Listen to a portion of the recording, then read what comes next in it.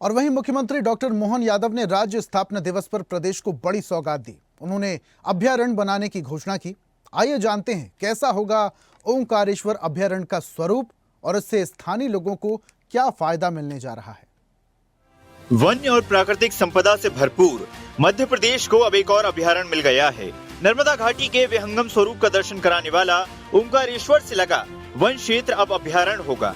इंदिरा सागर बांध के निर्माण की स्वीकृति के करीब 39 साल बाद ओंकारेश्वर वन्य प्राणी अभयारण्य की उम्मीद अब पूरी हो रही है। खंडवा और देवास जिले के वन क्षेत्र को मिलाकर 611 वर्ग किलोमीटर में प्रस्तावित अभयारण्य के गठन का प्रस्ताव शासन स्तर पर लंबित था। समय समय पर आपत्तियां और केंद्र सरकार के मापदंडों की वजह से अधिसूचना टलती रही। 5 साल पहले अभयारण्य को हरी झंडी मिलना लगभग तय हो गया था, लेकिन काली सिंध लिंक परियोजना की वजह से अधिसूचना टल गई थी। सीएम डॉक्टर मोहन यादव ने अब इसे हरी झंडी दी है। इस नए 27वें अभयारण्य में बाघ दहाड़ेंगे। इसके अलावा सोन कुत्ता, भालू, सांभर, हाइना, चीतल समेत कई प्रकार के प्राणी देखने को मिलेंगे। असम के मुख्यमंत्री जी से बात की है, बहुत जल्दी जंगली भैंसा भी हमको मिलने वाला है, जिसके आधार पर हमारी वो पुराने वन्य जीव संपदा को पुनर्जीवित करने का अभियान चला है। किंग कोबरा भी हम लेकर आने वाले हैं, जिसके आधार पर जब असम जाएंगे तो गेंडा कैसे भूल सकते हैं, तो गेंडा भी लेके आने वाले। हमारे अपने कई सारे अभयारण्य के पास परंपरागत रूप से हम अपने जू भी स्थापित कर रहे हैं, क्योंकि यहाँ हम लाइव दिखाते हैं जंगल में टाइगर घूमते हुए।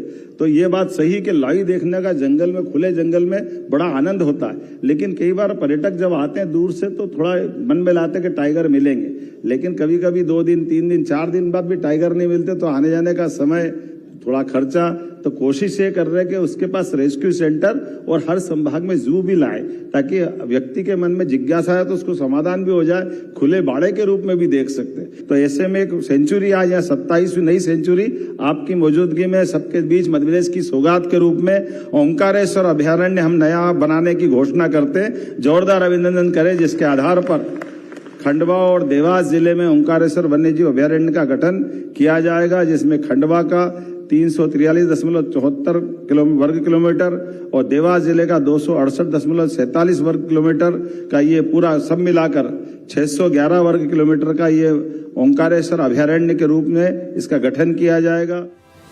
सीएम ने इस ऐलान के साथ ही स्थानीय आबादी को राहत दी है। ग्रामीण आबादी को बचाते हुए उनकी आय बढ़ाने के साथ ही संपूर्ण डूब क्षेत्र को अभयारण्य से बाहर रखा गया है, जिससे मछली पालन से जुड़े लोग प्रभावित नहीं हों, उनकी आजीविका में कोई परेशानी न आए।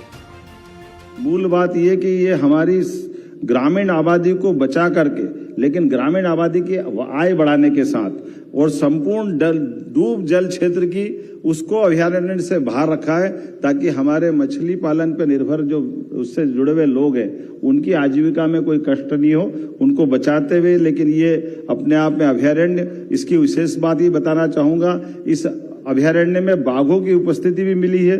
बाघों के साथ तेंदुआ, सोन कुत्ता, भालू, सांभर, हाइना, चीतल इत्यादि कई प्रकार के वन्य संपदा से समृद्ध ये हमारा 27वां सेंचुरी ये नए रूप में आएगा। मैं अपनी ओर से इसकी भी आप मध्य प्रदेश वासियों को बधाई देता हूं, और खास करके आपके माध्यम से आज 3 सेक्टर के लिए जो धार्मिक पर्यटन के साथ साथ राष्ट्रीय उद्यानों को भी जोड़ेगी और जबलपुर को भी जोड़ेगी।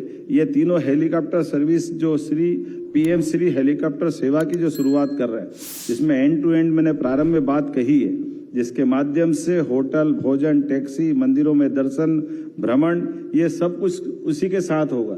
और इसका उद्घाटन करने के लिए हम आप ही को जोड़ रहे हैं कि आपके माध्यम से आज महाकाल के दर्शन करते हुए इसका शुभारंभ करें। जोरदार अभिनंदन करें ये नई सौगात के लिए। इसके माध्यम से हमने अपने स्थापना दिवस के इस दिवस को अमर बनाने का प्रयास किया। रेगुलर सेवा तो हमारी 20 तारीख से चालू होगी। प्रस्तावित ओंकारेश्वर अभयारण्य के दायरे में कोई गांव नहीं आएगा।